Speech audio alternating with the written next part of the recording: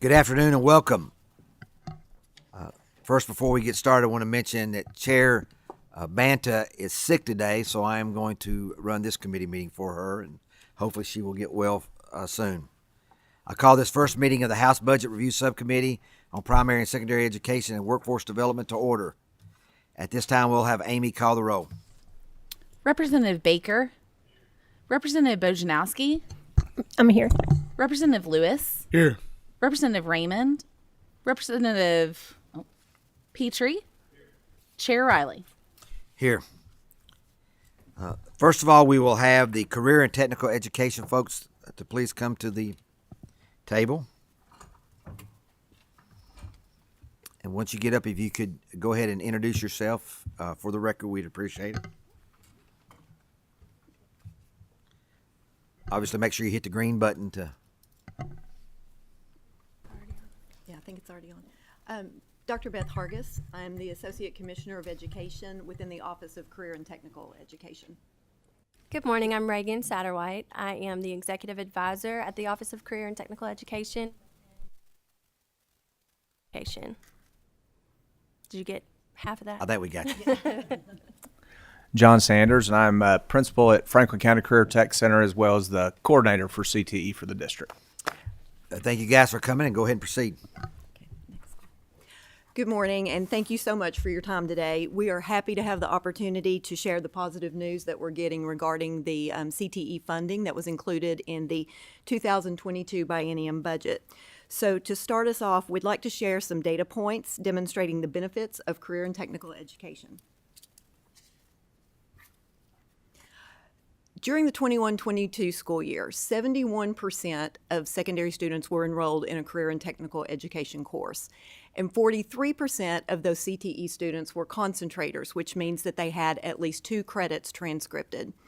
98% of 12th grade concentrators graduated, and over 14,000 high school CTE concentrators graduated with at least 1 recognized post-secondary credential. And finally, over 50,000 CTE students participated in a Career and Technical Student Organization, or CTSO, last year. This slide outlines the number of post-secondary credentials earned by students in Kentucky last school year. It is a very impressive number, but it's important to point out that this number is higher than the total number of students who earned a credential because many students earned more than one. Over 20,000 industry certifications were earned. These are approved by the Kentucky Workforce Innovation Board as verified credentials that are valuable to Kentucky employers.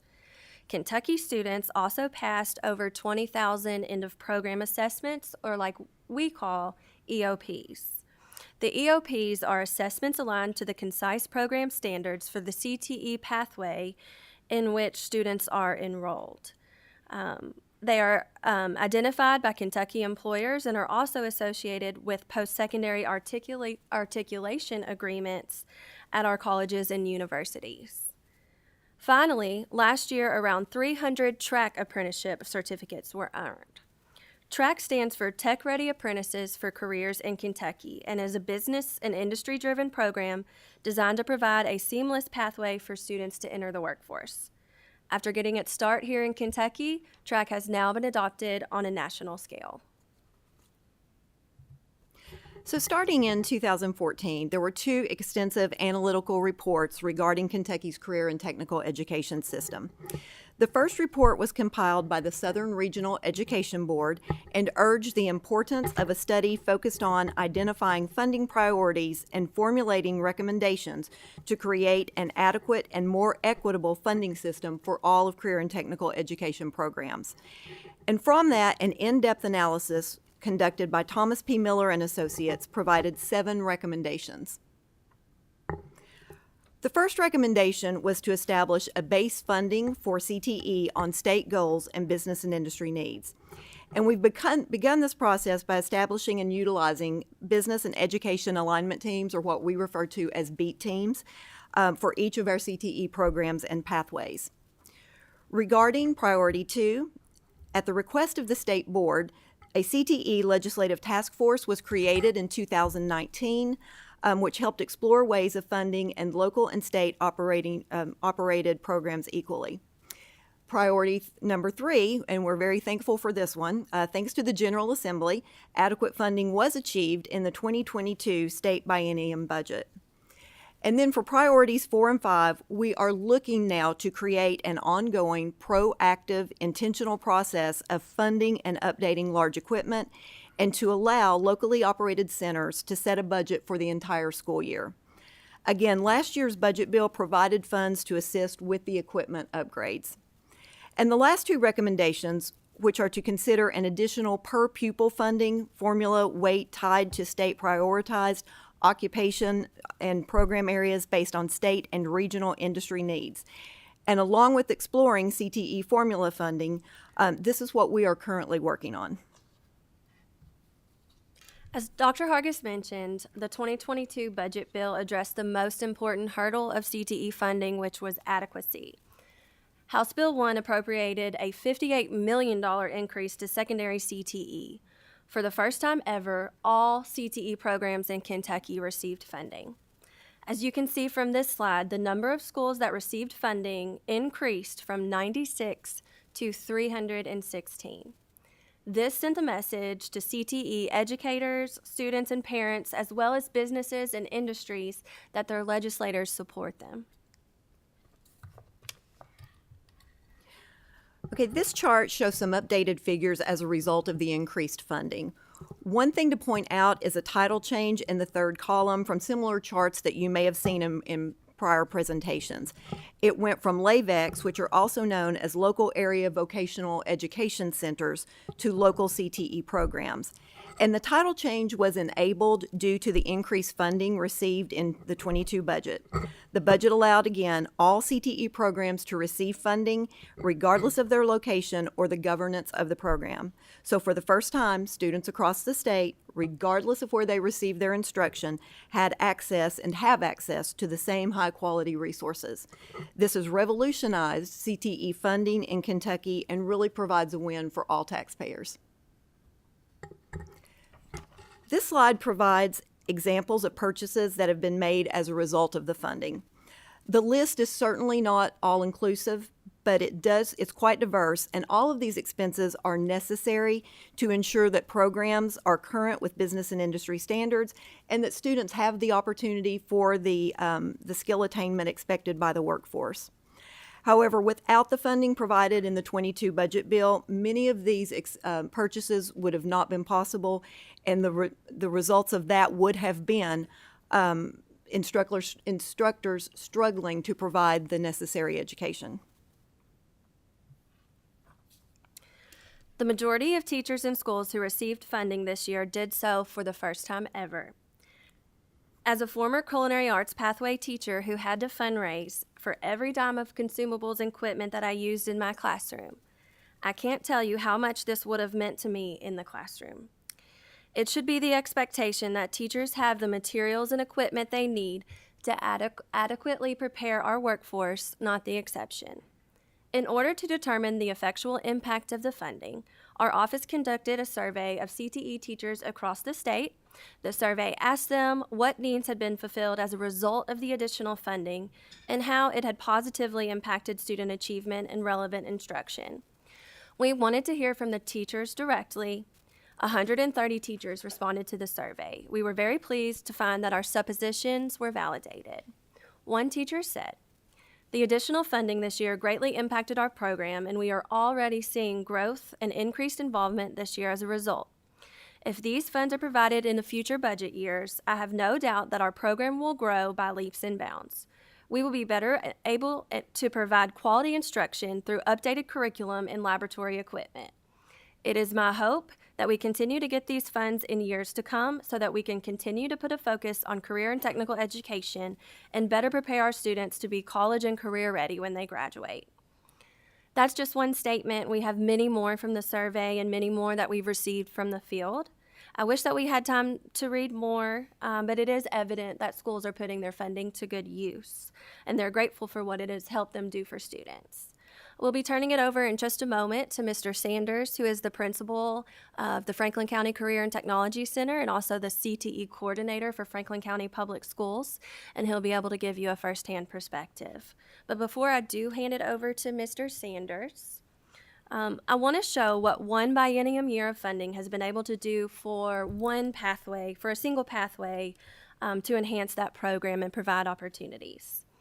At Woodford County High School in the Health Sciences program, the funding allowed for approved textbooks for competition and classroom use, an interactive anatomy and physiology table, mannequins for CPR and heart and lung sounds, a hospital bed, a bedside stand, an overbed table, IV equipment for pre-nursing, and upgraded CPR equipment.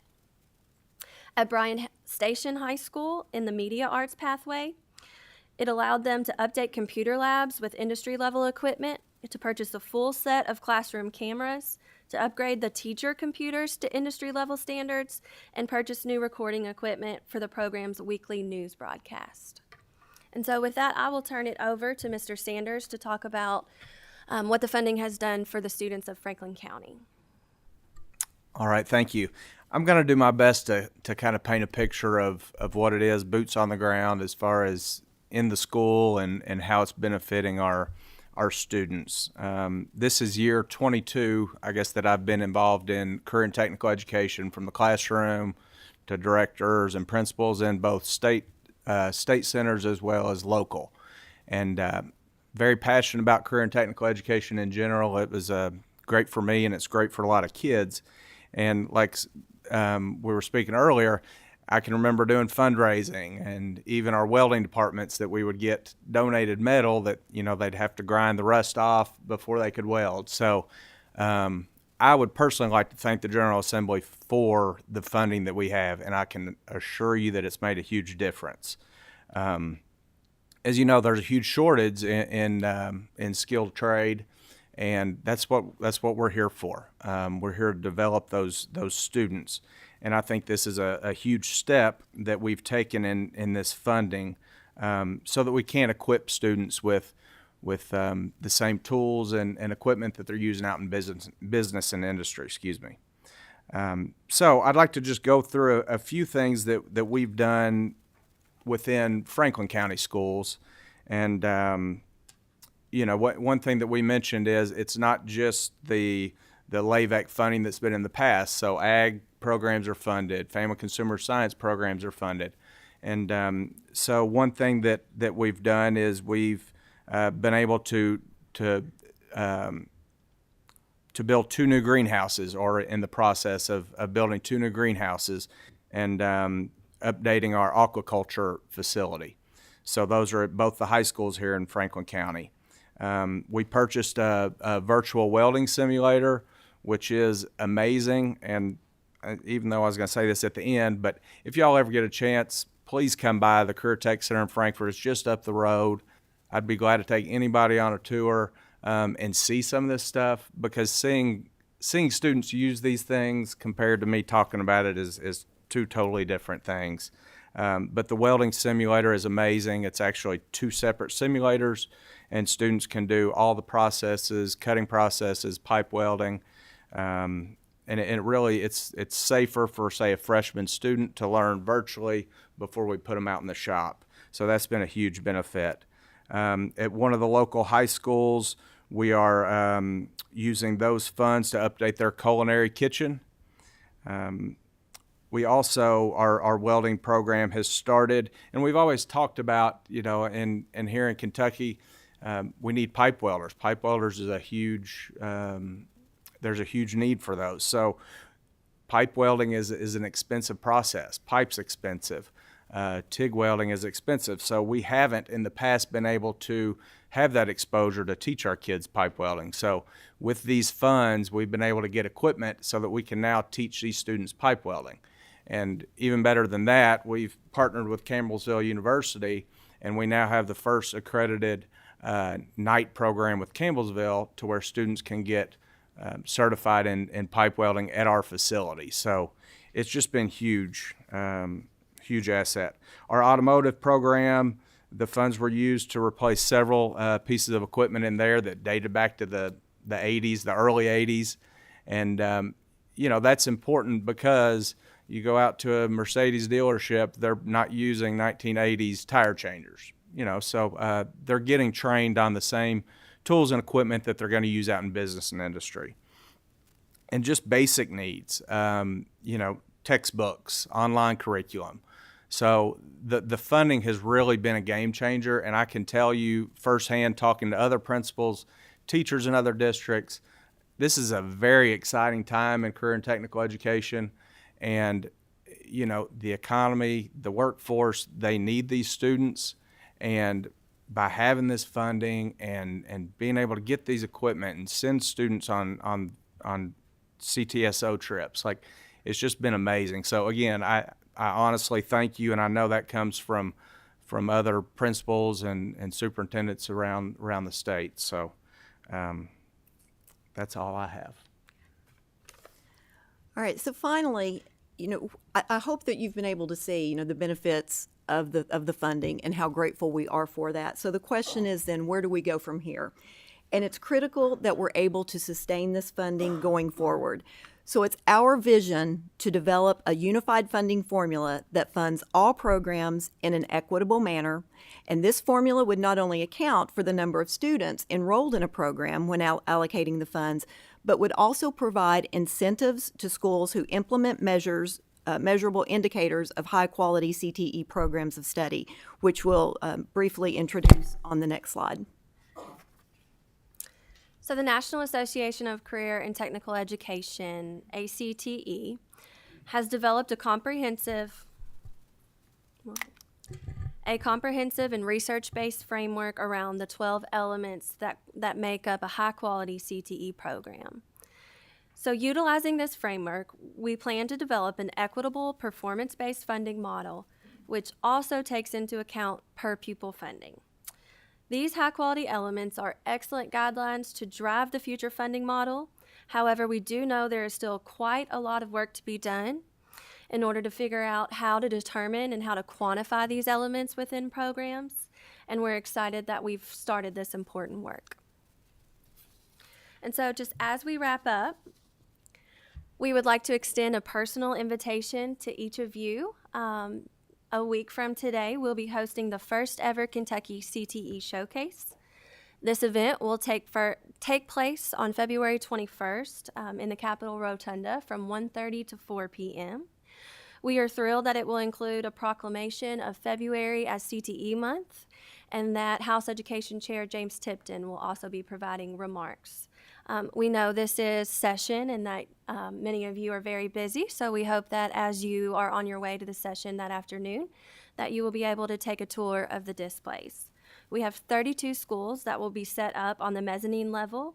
They are very impressive showcases of their high-quality CTE pathway. This is the best opportunity that's ever been made available to see firsthand in one place the awesome things that are going on in our CTE classrooms across the Commonwealth. In Kentucky, we truly set the bar for CTE on a national scale, and we are thrilled to take any opportunity to brag on our schools and our programs that make us what we are. So, thank you. All right, so again, we thank you for your time, and we're happy to take any questions. Thank you. The first question from Representative Bojanowski. All right. So thank you. I'm a teacher, and I can fully appreciate the need to fundraise for some things you want for your classrooms. I've done a donor's choose. I'd have to say a lot of what I bring to my classroom, I pay for out of pocket. And we kind of joke that teachers are the only employees who steal from home and bring things to work. So my question is not related to that, but do you have the list of the state prioritized occupational and program areas? It is listed on the KDE website. Now, I don't have it in front of me, but we will most can certainly pull it. send you the link. Okay, thank you very much. I don't have any further questions. I think Representative Petrie, you've got one? Okay. Thank you, Mr. Chairman. Excuse me. You mentioned a new funding model. What's the timeline for? Sorry? It is. I'm just too far away from it, probably. You mentioned a new funding model. What's the timeline for completion of that model? Good question. We are working on it right now. I would hope that we will have a couple of different drafts by early summer so that way, again, we're trying to pull in all of our stakeholders in order to figure this out. It can't just be a top-down from our office. So we've started the work in the office, but then we want to take it out to our advisory committees and truly talk. I was able to speak with some teachers yesterday regarding this. So we're hoping early summer we'll have some drafts. June or July would be really good, just giving you a heads up. Yes, sir. Thank you. July would be, we're getting long in there. Okay. Mr. Chairman, if I may. Yes, sir. So, good presentation, and my wife says I'm kind of a downer about things because I'm always looking for the next step, so I have to look for the next step. That's just my nature. So, I want to make sure that we're clear. There was funding put in, and real funding put in, and you're using it, and I have no qualms. I have no issues. Nothing's been related to me that creates an issue. So we're good there, unless further information is received. But I want to make sure that everyone understands funding in, and there's got to be results out. It's not funding for the sake of funding, and I know we all know that. I just need to make sure we say it up front. So what is it we're trying to produce on the end of this system? And one thing I would submit we're not trying to produce are technical skills that are good in the Commonwealth generally or generically. Really for each of the institutions, each place that has skill development, it's a regional type model to make sure that those regional employers are saying, here, this is what we need and this is what we may need in the next 3, 5, 7 years. Making sure that we're funneling in and each place is doing that. And also so that it can be handed off to a little higher ed on the tech development when they go into a workforce, decide to pursue a different 2-year degree or different certification. Funding is there, but we got to make sure the results are there. So you will hear me hammering on this for the next 1 or 2 years and thereafter, like where are the results? So we've got funding, we've got some stuff, hopefully personnel's better with it, and now everything is primed. And so how are we going to measure? What's going to be the ROI measurement for, are we doing something with this that is real world impactful? Good enough? Absolutely. Okay. Perfect. Thank you. Thank you, Mr. Chairman. Thank you, Mr. Chair. Before we go on, I would be remiss if I don't mention a few folks that really have been heavily involved in this. Former Representatives Bart Rowland and Ed Massey were part of a working group, along with the CTE folks that I think really kind of got this jump started. Yes, sir. So I appreciate the work that they did on that, and also the work that Representative Petrie and Representative Reed did in the A&R committee. I think a lot of that was work of a lot of people to provide this better funding mechanism, and hopefully we will see results, and I'm pretty confident we will. Thank you. So There's thank a you lot of guys. people No to more thank. if there's no more questions. Okay. Thank So, you again. Thank you. So this time, if Dr. Larry Ferguson will come up.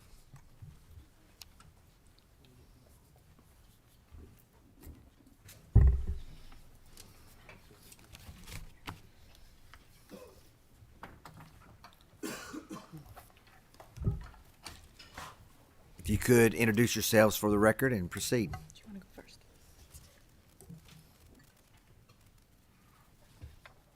Good afternoon. I'm Dr. Larry Ferguson. I'm actually the acting president of the Kentucky Community and Technical College System. And then I'm also the president and CEO of Ashland Community and Technical College in Ashland, Kentucky. And to my right? Good afternoon. I'm Harmony Little, Executive Director of Credentialing Strategies at the Kentucky Community and Technical College System. All right. Thank you, sir. We'll proceed. I'm sure all of you have a lot of familiarity with the Kentucky Community and Technical College System, but just as a reminder, we have 16 colleges. All of our colleges are actively participating in dual credit general education and career and technical education courses, and we work closely with the group, of course, that was just speaking here, OCT, on all those things. The reality is that our students can, if they take at least 4 dual credit courses, they can earn a degree in just 3 semesters and save thousands in tuition dollars by taking courses with us and taking advantage of the several transfer scholarship opportunities that we've established with all of our universities throughout the state. If they take technical courses, that can also lead to the Associate of Applied Science, which is a technical degree, and in many of those also do transfer on to universities if they want to receive training beyond that. Most of our applied science AAS degrees, of course, qualify, which I'll mention a little bit later about the Work Ready Kentucky Scholarship, if you're wondering how that's funded. So as of February 3rd, most recent data we have, KCTCS was seeing a total head count, that's a total number of students, of 59,586 students. That is actually a 7.3% increase compared to last time this year. And as the case has been in many years, the majority of growth in KCTCS actually is the result of our dual credit or our dual enrollment students. And I'll pause for just a second if you're curious about the difference. Dual credit students oftentimes are utilizing, of course, credentialed faculty that meets our accreditor there at the high school, but they're working in partnership with us to deliver those courses. Same course they would receive if they were on a college campus. And dual enrollment students typically are literally on the college campus. They're literally there on the campuses. Compared to last spring at this time, enrollment for dual credit, dual enrollment is up 22.2%, with high school students now constituting 30% of our total enrollment at KCTCS and nearly 19% of total full-time equivalent enrollment. KCTCS colleges are also eligible for SEEK dollars, which I'm sure many of you are familiar with, for every high school student who takes a technical course taught by a KCTCS paid instructor. And this is based on seat time in the fall. Looking at previous statistics, on average, KCTCS colleges were receiving $4,014 for FTE in 2021. That did drop down in FY 2022, and that was in partnership and agreement with OCTE, who was trying to leverage those dollars more equitably across their area technology centers and their local vocation education centers. And despite an increase in FTE of about nearly one-third, KCTCS received about $160,000. That was just in 2022. Since we submitted this presentation for review, we have more current numbers, and we actually received about $7,000 more. We did not decrease in 2023. You're looking on your screen. It might be difficult for you to see, but you'll see allocation for each of our 16 colleges, and you'll see the grand total down there. Overall, $1,076,000. That actually was in FY22, and you can see there is variances. A lot of that has to depend, of course, on the enrollment of each one of the colleges. If you look specifically like at a Jefferson Community and Technical College, which all of you are aware of is in Louisville, they would receive more because they had more students, because it's a per student ratio. The other way that dual credit, dual enrollment is supported is by two things we're very grateful for that the legislature helped establish. One is the Work Ready Dual Credit Kentucky Scholarship. And what this does, it pays for 2 technical education classes a year for a total of 8 classes. And these are available to Kentucky residents attending Kentucky public high schools and, of course, some private high schools. So this is addressing the career tech education component of what we're trying to do to meet the workforce needs of the Commonwealth. And then we also have the dual credit scholarship, which is focused more on the 2 general education courses for students who are juniors and seniors. Most of these students, of course, are receiving that at a much reduced rate. Currently, per the legislature, we receive 50% of the current tuition rate for those courses. And this is available to juniors and seniors, of course, at Kentucky public or private high schools or home schools. So there are 2 different methodologies that is helping pay for all of this dual credit. All of this is really part of an overarching strategy and connectivity to, again, our colleagues that just spoke to the committee just a moment ago. These dual credit paths and courses help get these students on a much quicker, rapid path towards entering the workforce. And we know that roughly about a third of our students who are in dual credit are really in career and technical education. So not all of them are doing just general ed to transfer onto a university. We've established several different pathways in alignment with sector strategies for the state, and this even flows down regionally. So if you look at a college like mine in Ashland, our biggest sector is healthcare, different, of course, from what it would be in other areas of the state. But these are just some of the pathways: advanced manufacturing, business and IT, transportation logistics, construction trades, healthcare, and of course, as I'd mentioned earlier with the general education, the transfer education component.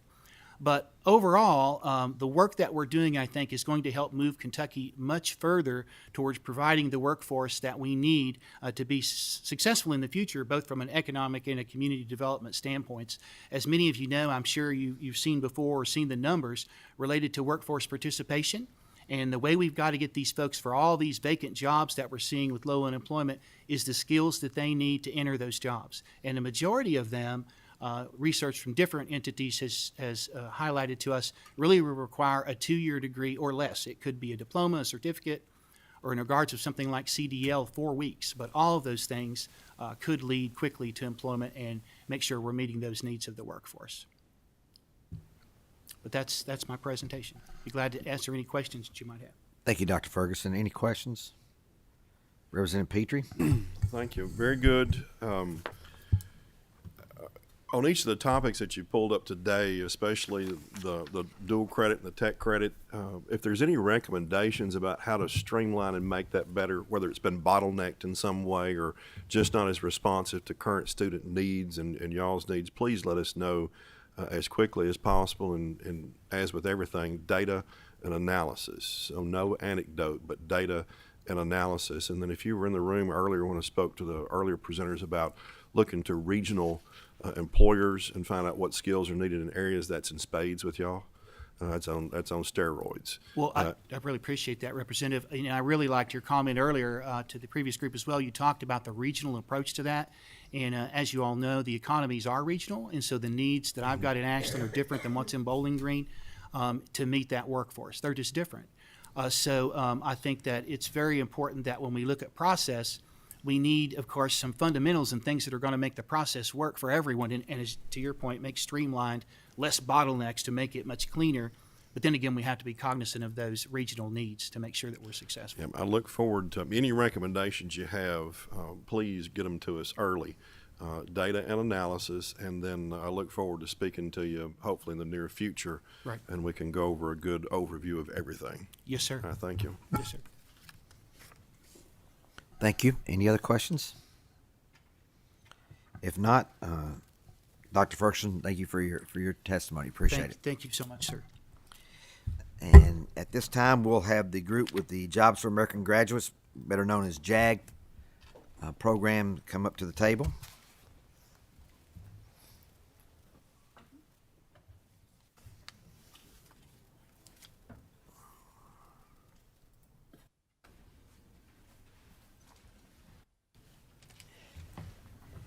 And as you guys are getting ready, if you could introduce yourself for the record. Thank you.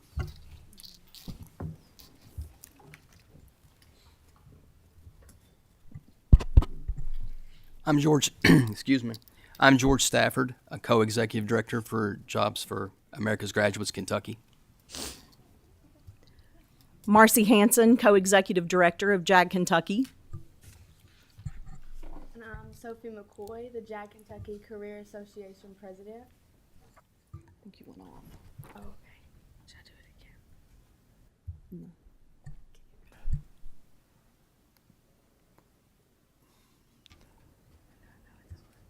Thank you very much for coming as Amy gets you ready to roll. Go ahead and proceed. Thank you. Well, good afternoon. I'm thrilled today to be here to discuss Jobs for America's Graduates in Kentucky. My name is Marcie Hanson, and I'm the JAG Kentucky co-executive director, and I've been a former job specialist, and that's what we call our teachers in JAG Kentucky, specialists, because they are specialists in career and technical education and the training that our specialists need to be effective in the classroom. I have been a specialist for 29 years, and for those of you who are unfamiliar with JAG Kentucky, let me share just a little bit about our program. JAG provides students with the job-seeking and keeping skills needed to ease their transition into the world of work or post-secondary education throughout the Commonwealth. JAG creates leaders and team workers and exposes participants to a world of opportunity and service to the community while promoting a life of positivity. Every child, regardless of who they are or what their station in life may be, needs to feel as if they are important in this world. And that kind of gives you an overview of what our program is. So let me tell you a little bit about who we are. We're a 40-year-old national nonprofit. We have 1.5 million youth served across the nation in ages 12 through 24 through a variety of model applications. We serve students who experience significant life challenges and trauma, multiple challenges to graduation or entering the workforce. And we are currently serving 1,500 communities across 39 states through local and state affiliates. And this kind of gives you that's a little bit of our map that shows what we cover throughout the nation. And part of our program is best known for the JAG Advantage. We have a national JAG Advantage. Actually, I'm going to have to get mine out because I can't see that far away. So one of our components is employer engagement, and employees interact with JAG students in the classroom and on the job. The other portion is project-based learning. We focus a great deal on project-based learning. That is a method that works well with the student population that we have. We have trauma-informed care, and we ask what has happened instead of what's wrong with you. We have educational specialists, as I mentioned before. Instead of teachers, they are specialists that work directly with the student to assist them in being successful. On to the next one. This tells you a little bit more about the basics of JAG. JAG specialists serve 45 to 65 students per program throughout the state of Kentucky. One class period a day for 36 weeks, and they gain an average of 130 hours of classroom instruction. We use trauma-informed care with all of our students. 100% of our JAG Kentucky affiliates have a National Career Association career and technical chapter. We teach 37 to 81 employment competencies. And competencies translated into the education world are standards. That's the standards that we use in our instruction. We have a 6 of 6 connectivity rate, which I'll discuss with you a little bit more about what that means in just a moment.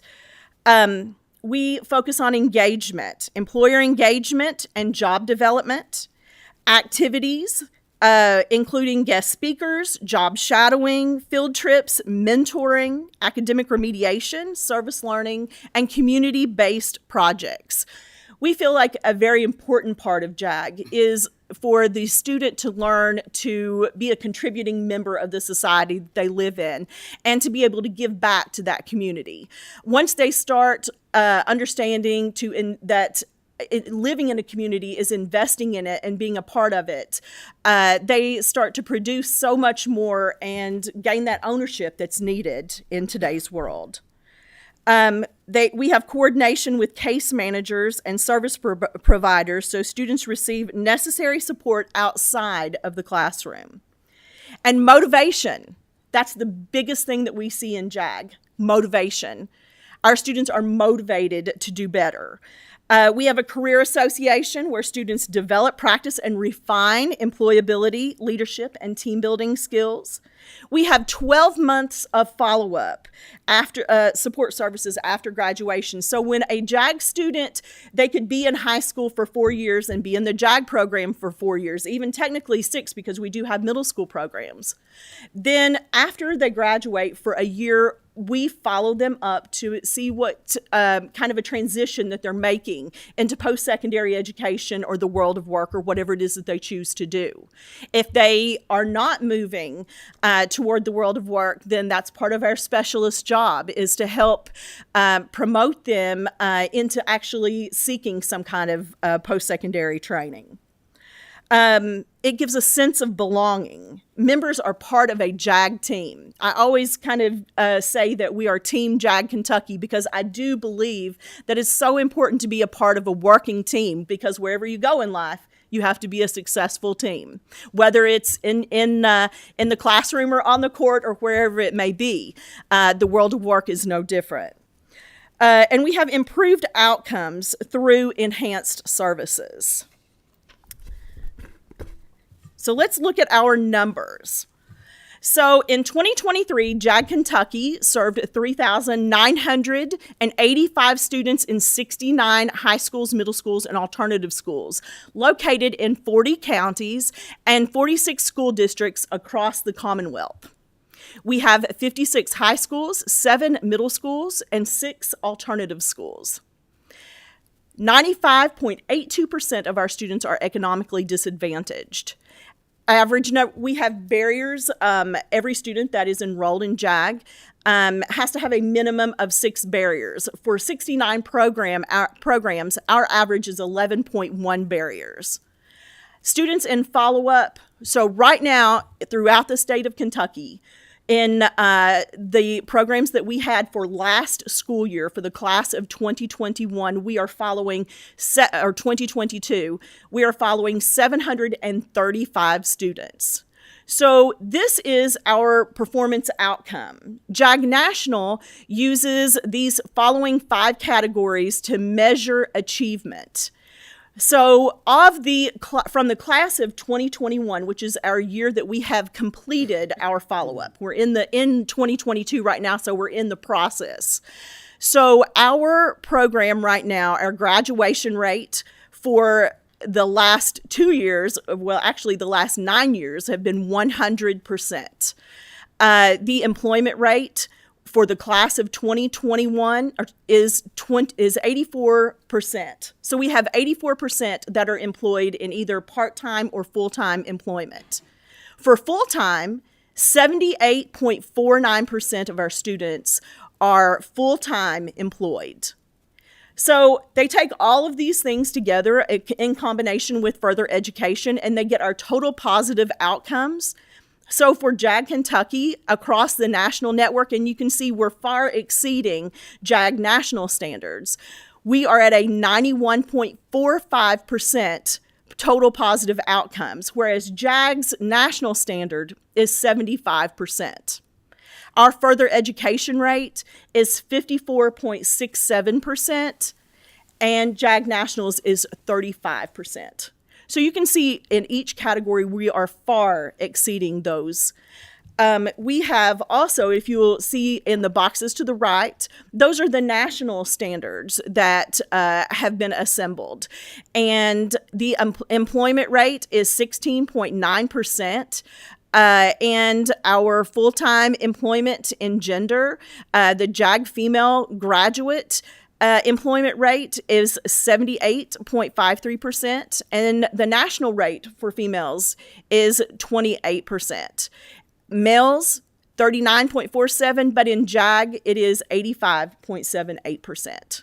So we are far exceeding and are meeting the JAG National 5 of 5, which actually is changing this year to a 6 of 6 because it is going to be adding a category in connectivity, how often we stay in touch. So every month, a JAG specialist will reach out and stay in contact with their graduates from that previous year. Right now, we are far exceeding also the connectivity rate and for being in contact with our students that graduated for the class of 2022. So now it's my honor to introduce Sophie McCoy, because we certainly know there's no better voice for JAG Kentucky than the voice of a student themselves. So let me tell you a little bit about Sophie. She is a 3-year Jobs for Kentucky's Graduates member at Martin County High School. She is the chapter president and the state career association president. And she's definitely found her way in this program. Sophie? So I'm super excited to be here and represent JAG Kentucky. JAG is a life-changing program that I've been honored to be a part of for going on 3 years. JAG has helped me grow as a student, as a person, but especially as a leader. But not only has it changed my life, but all my peers, my friends, and my JAG alumni brother, who graduated in 2021 and is in college and majoring in biomedical science and will soon be applying for medical school. I'm really nervous. Sorry. But Maybe tell Jag- about your leadership experience. yeah, JAG gives me all kinds of opportunities, like speaking in front of you guys and taking me to Washington, D.C., where we did a leadership program. And I got to meet with Kentucky Representative Hal Rogers and speak with him about our amazing program. And JAG is just really life-changing, and it just helps students grow. It's a safe place for a lot of students. Not many students my age enjoy school anymore. It's really hard in our time, I believe. And JAG can just be a safe place for them, where we're all friends. We all know how to solve problems within each other. We all just know how to grow as people with this program. That's it. Thank you. Very good. Thank you, Sophie. And now I'd like to introduce George Stafford, the other co-executive director. Thanks, Marcie and Sophie. And first of all, I just want to thank everybody that we're in front of today for your support of our program statewide. We truly appreciate that. In regards to the investment piece of this presentation, wanted to show you during this school year, 2022-2023, we grew by 19 programs. And I'm going to show you here in just a second where we grew and why we grew there. In 2023-2024, we plan to add 11 more programs, and that's at a minimum. We're hoping to exceed that, but that is our under our current projections and growth plan. But wanted to show everybody and at least give you an idea of how the funds that were allocated to JAG Kentucky over the next 2 years, how that is being invested in our students. This next picture of the state, or graph of the state, shows the 19 programs that we invested in for the 2022-2023 school year. We get a lot of questions. How do you pick, and how do you know? Well, just to back up for a second, JAG Kentucky is not just education; it's also we're workforce as well. What we're trying to do in everything that we do with students is also look out for their futures. So before we add programs, I think it would be hard to say that there's not a school or a region of our state or our country, for that matter, that wouldn't need a JAG program. However, we also want to look for opportunities where communities are going to be stronger. And part of that is the workforce piece. Where can we grow into that will allow for students to move into jobs upon graduation, not have to leave their area of the state, and make each community in our state as strong as they possibly can be. And I think that's something we're all looking for in our economy today. As you can see here, just to point out a couple of those places, we expanded in the Warren County area.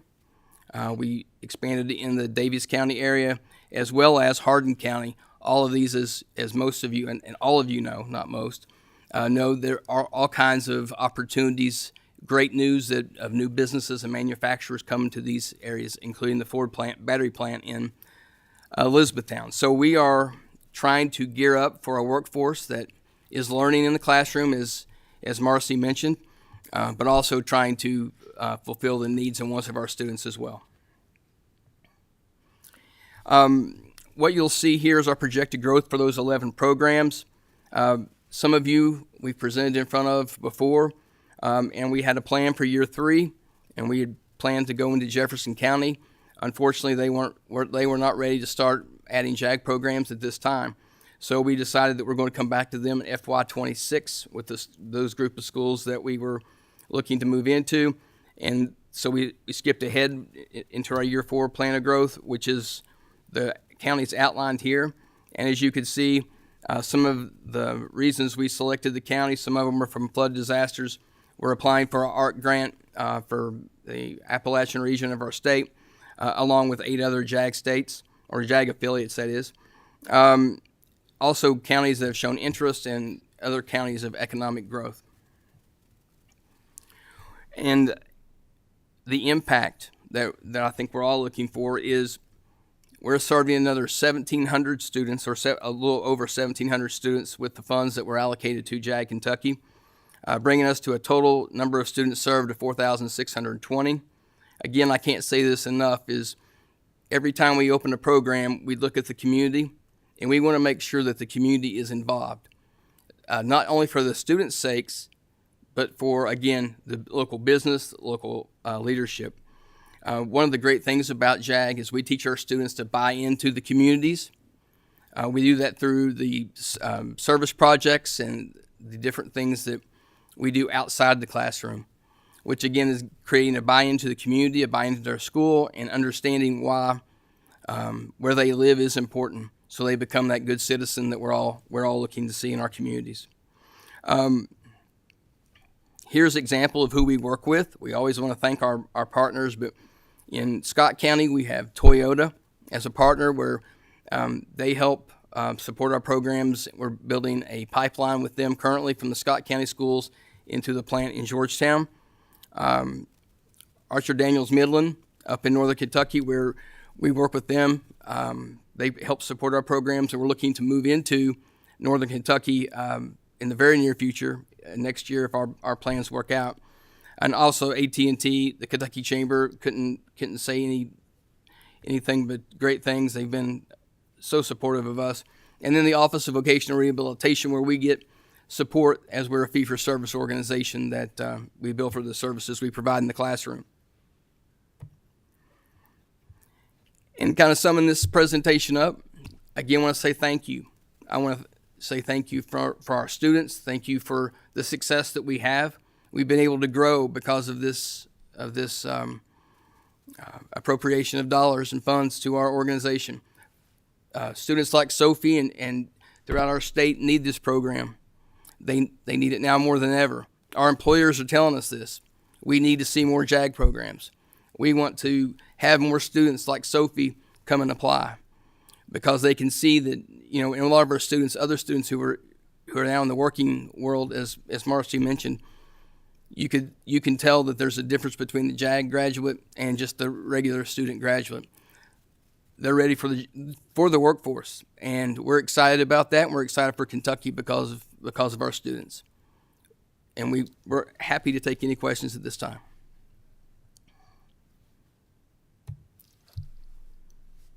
All right, Representative Petrie. Sorry. Very good. You mentioned comparisons of JAG and Kentucky with national numbers. It would be great if we had something comparing to students in Kentucky.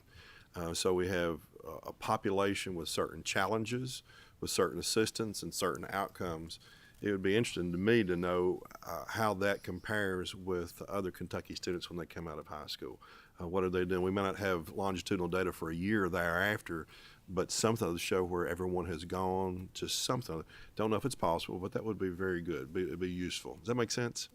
Okay. Actually discussed trying to get that, but it wasn't available for what we could find. The same types of comparisons. But some of it was, but right now what we have is just our national, our comparison to nationals, which, you know, I think at this stage of the year, we're in our we have done our mid-year reporting. And out of the national, our 39 states that we have across the nation, we're one of 10 that are actually meeting all of the national standards right now. So while I don't have it exactly for the state, I do know that on a national comparison, we're doing quite well right now, and our students are reaping the benefits. Yeah, there looks to be no deficiencies compared to national. Just another comparison point.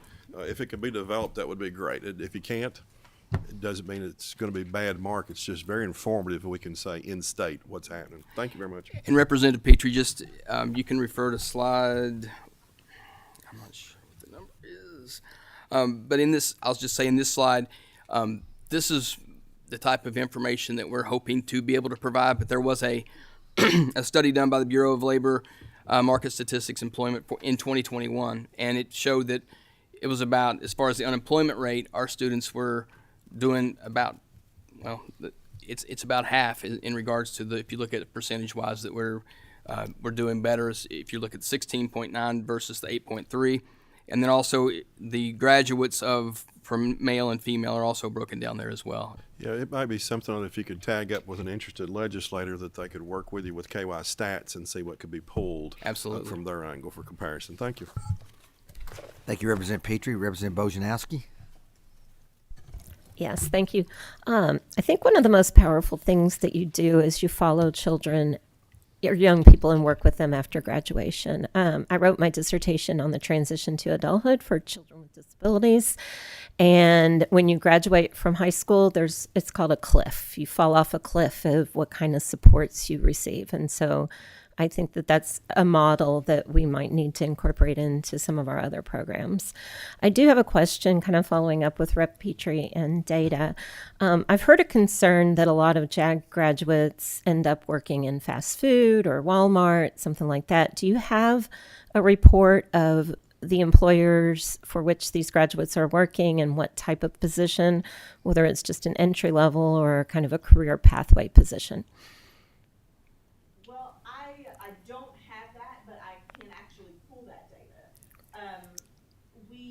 I would say that our percentage that is going into fast food is very small in comparison.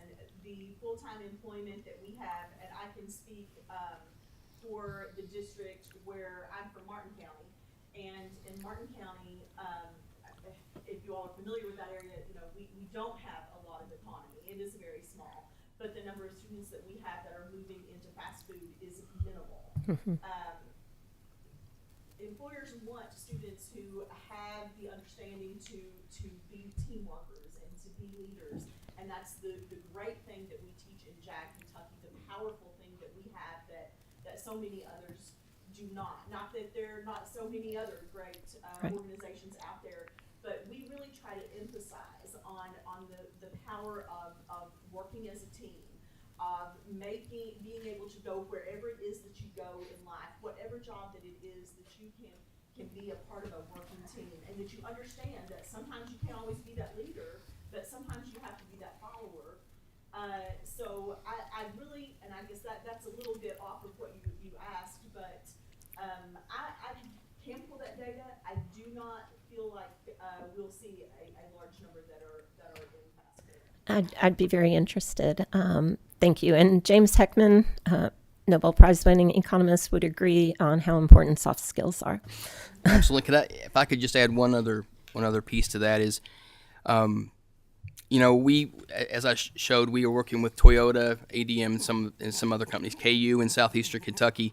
What we want to be able to say to you is we're partnering with the companies in the communities where there are in need jobs. In this case, to kind of even go back to it, Chick-fil-A, they've got a great training program and a great opportunity for students. And, those are some of the best kept secrets. So I'm not saying that, I don't think that any part of, whether it's fast food or whatever, a good job is working in our country today.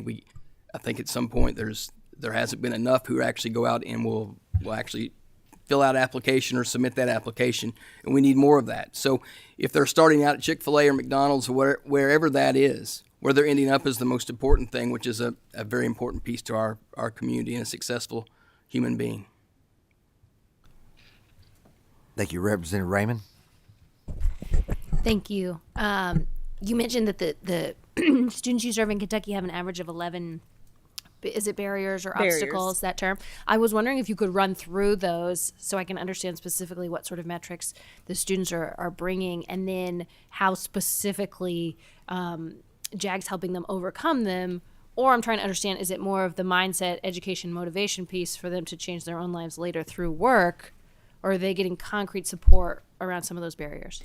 Well, we have quite a few different barriers. They can range from being economically deficient. We have a tremendous number that are low-income participants. It can be academically. They can be 2 or more years behind the students that are in their peer level.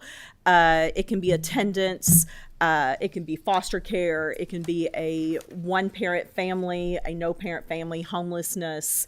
It can also be one that we have added just in this last year in the virtual world is not having the technology to be able to complete assignments successfully. Unfortunately, you know, that's a must-have for our students these days, and so many of them do not have that. So it can be a wide-ranging, we have a wide-ranging, but I can get you the exact list of those. But one thing that we work on very comprehensively is the mentoring aspect. So we try to ensure that our students get 1 to 3 hours of individualized mentoring time with their JAG specialist each month.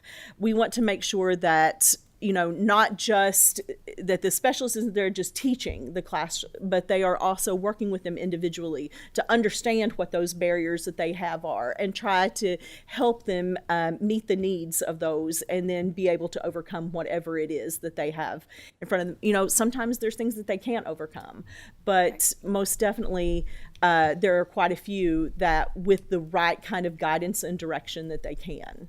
Okay. And Mr. Chairman, I just wanted to ask Sophie what your life plans are. As of right now, I'm still unsure. I plan on going to college, probably following after my brother at Morehead State. But after that, I'm not really sure. I want to be somewhere in the medical field. I really enjoy helping people. My mom is a nurse practitioner. So as I said, my brother's going to apply for medical school. So just something in the lines. I'm not really sure yet, but I know JAG will help me figure it out.